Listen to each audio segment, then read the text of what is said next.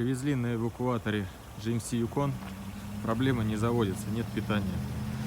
Полез сразу же к батарее и что я там увидел. Я сначала подумал, пресс сгорел из-за чего-то, либо перегрелось тут что-то, был плохой контакт.